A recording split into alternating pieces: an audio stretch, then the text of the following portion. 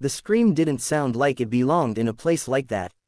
It cut through the polished marble lobby, through the quiet hum of expensive conversations and clinking glass, slicing straight into the bones of anyone who heard it. For a split second, everything froze: time, breath, movement.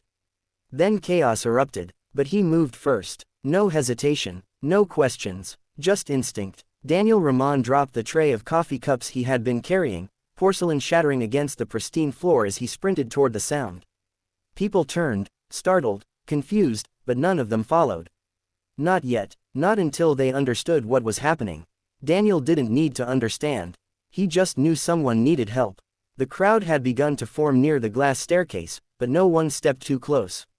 They hovered, watching, whispering, recording on their phones.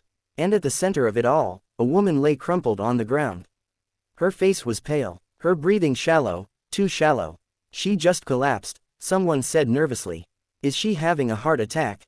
Another voice whispered. Daniel pushed through them. Move. There was something in his voice, firm, urgent, that made people step aside without argument. He dropped to his knees beside her. She was young, maybe early 30s.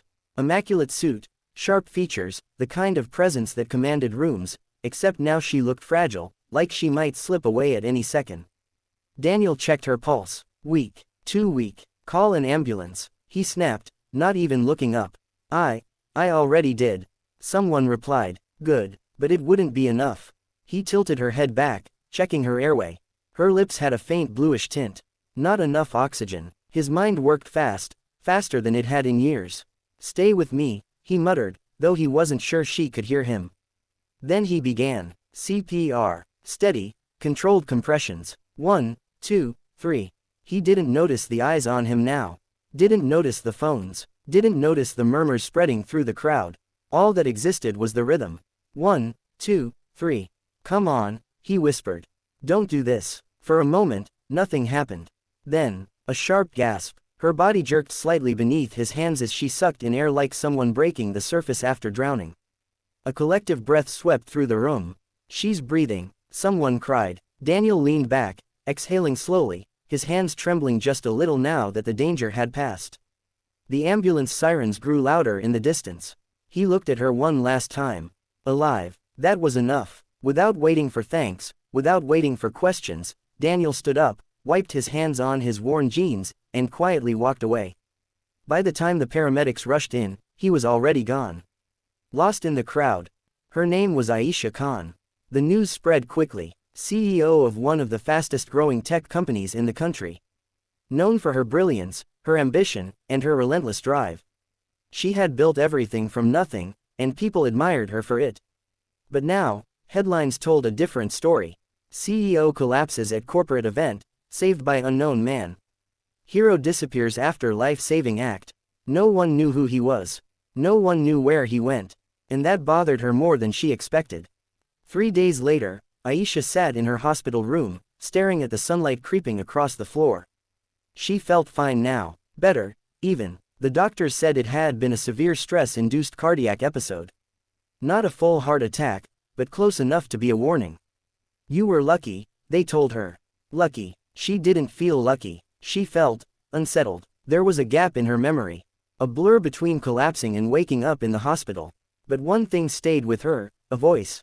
Low, steady. Stay with me. She couldn't forget it. Still thinking about him, her assistant, Zara, stood in the doorway, holding a tablet. Aisha sighed. They found anything? Zara shook her head. Nothing concrete. Security footage shows him entering as part of the catering staff. No name in the guest list. Probably a temp worker. Aisha frowned. A temp worker had saved her life, and then disappeared like he was no one. That doesn't make sense, she murmured. Why not? Because people don't just walk away from something like that. Zara shrugged. Maybe he didn't want attention. Aisha looked out the window again. Or maybe, he just didn't think it mattered. Daniel didn't watch the news. He didn't have time for it. Life didn't pause for moments like that, not for him. Abu. A small voice echoed through their tiny apartment as he pushed the door open. A little girl ran toward him, her braids bouncing, her smile wide enough to light up the entire room. You're late. I know, princess, Daniel said, scooping her up into his arms. Work was busy today. Did you bring chocolate? He grinned. What do you think? Her eyes lit up as he pulled a small bar from his pocket. Yay, her name was Hira, 7 years old, too smart for her age, too kind for a world that wasn't always kind back. She was his whole world. Everything he did, every long shift, every sacrifice, it was for her. Homework done? He asked. She nodded proudly. And I helped Auntie Samina carry groceries. Of course you did, he said softly. She reminded him so much of her mother. That thought still hurt. Some wounds never really healed, they just became quieter. Abu, yes, why do you look tired? He smiled, brushing a strand of hair from her face. Because I'm getting old, she giggled. You're not old. He wished it were that simple. A week passed, then another. Aisha returned to work, but something had changed. She couldn't shake the feeling. Meetings felt hollow, achievements felt distant, because every time she sat in her office, she thought about one thing. A stranger had risked everything for her, and she didn't even know his name. Find him, she told Zara one morning. Zara blinked. We've tried. Try harder. There was a quiet intensity in her voice. I don't care how. Use the footage. Track the catering company. Interview everyone if you have to. Zara hesitated, then nodded. All right. It took time, but eventually, they found a small catering service, a part-time worker. No official record, but someone remembered him. Daniel, the manager said. Quiet guy, keeps to himself. Where can I find him? Zara asked. The manager scribbled an address. And just like that, the mystery began to unravel. Aisha insisted on going herself. No press, she said. No announcements. Zara raised an eyebrow. You're going to show up at a stranger's house. He saved my life. Zara couldn't argue with that. The neighborhood was nothing like Aisha's world. Narrow streets, cracked sidewalks, buildings worn by time, but there was life here. Real life. Children playing, neighbors talking, the smell of food in the air. Aisha felt out of place. They found the building. 3rd floor. Aisha knocked. For a moment, nothing happened. Then the door creaked open. And there he was. Daniel. He looked surprised, but not in the way she expected. Not starstruck, not impressed, just confused. Yes, Aisha swallowed. For a second, words failed her. You saved my life. Silence. Recognition flickered in his eyes. Oh, he said simply. Oh, that was it. No pride, no excitement, just, oh. Aisha blinked. You remember. Of course, he said. And you just left. He shrugged slightly. You were breathing. The ambulance was there. My job was done. Your job. As if it had been nothing more than a task. Aisha felt something tighten in her chest. I didn't even get to thank you. You don't have to. I do. Another silence. Then, Abu, a small voice called from inside. A little girl peeked out from behind the door. Her eyes landed on Aisha. Who is she? Daniel hesitated, then said quietly, someone I helped. Aisha looked at him. Someone I helped. That was all she was to him.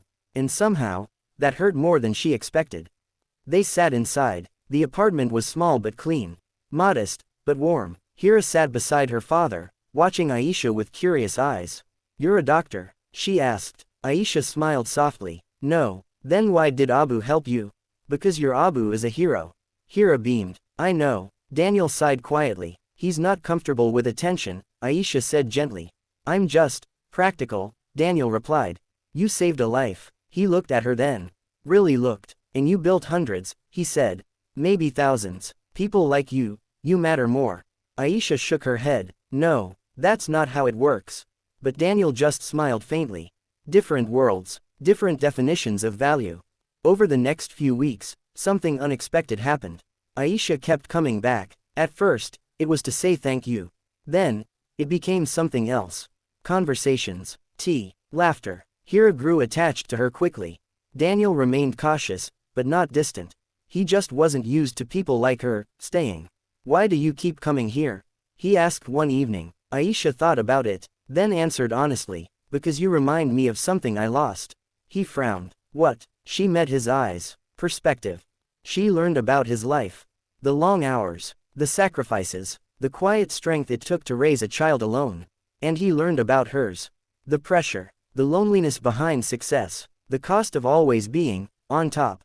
They were opposites, and yet, they understood each other in ways no one else did. One day, Aisha made a decision. I want to help you, she said. Daniel stiffened. We're fine, I know, but you deserve more than just fine. I don't need charity. It's not charity. Then what is it? She hesitated, then said softly, an opportunity. He looked at her, uncertain. I'm expanding a new division, she continued. Operations, logistics. I need someone reliable, someone who actually understands people. And you think that's me? I know it is. Silence stretched between them. This wasn't just a job. It was a doorway into a completely different life. For him, for Hira. But Daniel wasn't thinking about money or status. He was thinking about something else. Why me? He asked quietly. Aisha smiled. Because when it mattered most, you showed up. He didn't answer right away. But for the first time in a long time, he considered the possibility that maybe, just maybe, life wasn't done surprising him yet. Months later, at a company event, Aisha stood on stage. The room was full, executives, media, employees, but her eyes found only one person. Daniel stood near the back, slightly uncomfortable in a suit he still wasn't used to. Hira stood beside him, holding his hand. Aisha smiled. Today, she said into the microphone, I want to talk about something we don't value enough. The room quieted. Kindness, courage, and the quiet people who change lives, without asking for anything in return. She paused, then added, because sometimes, the greatest heroes, don't stay for applause. Her gaze met Daniel's. They simply save you, and walk away. The room erupted in applause. But Daniel just shook his head slightly, smiling. Still the same, still humble, still the man who saved a life. And expected nothing in return. But this time, he didn't fade into the crowd. Because this time, he had found a place where he truly belonged. And in saving one life, he had unknowingly changed three, his, Hira's, and Aisha's. And sometimes, that's how the most powerful stories begin. Not with recognition, not with reward, but with a single moment, where someone chooses to care.